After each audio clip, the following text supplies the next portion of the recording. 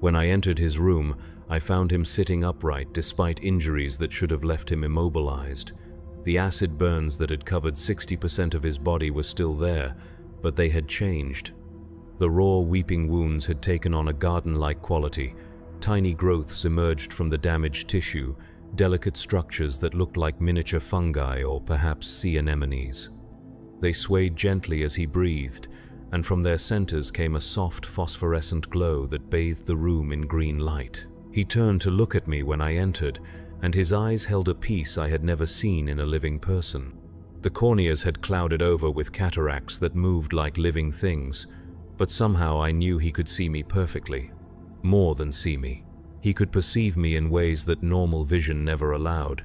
"You hear it too, don't you?" he said, and his voice carried harmonics that seemed to come from the growths covering his body. The song, it's always been there, but we were too healthy to listen.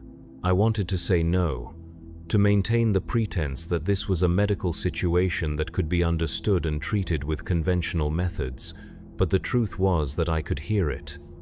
A melody that seemed to emerge from the walls themselves, from the air recycling systems, from the very bones of the hive.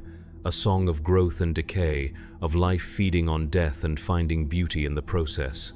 "It started with a cough," I said, though I hadn't meant to speak. Jeremiah smiled, and the expression transformed his ruined face into something radiant. "It always does. The grandfather is patient. He doesn't force his gifts on anyone. He waits until we're ready to receive them." "This isn't a gift," I said, but my voice lacked conviction. "This is a disease, a corruption." "Is it?" He gestured to the growths covering his body. "I haven't felt pain in days. My mind is clearer than it's ever been.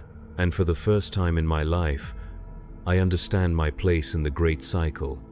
How is that corruption?" I could have argued. I could have cited medical texts and theological doctrine.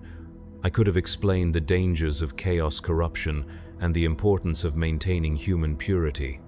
But standing in that room, breathing air thick with spores and strange perfumes, watching a man who should have been dead sing songs that made my soul ache with recognition, I found myself questioning everything I thought I knew.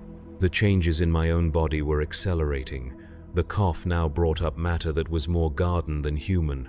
My skin had begun to take on a slightly greenish tint, particularly around the joints and in areas where the flesh was thin.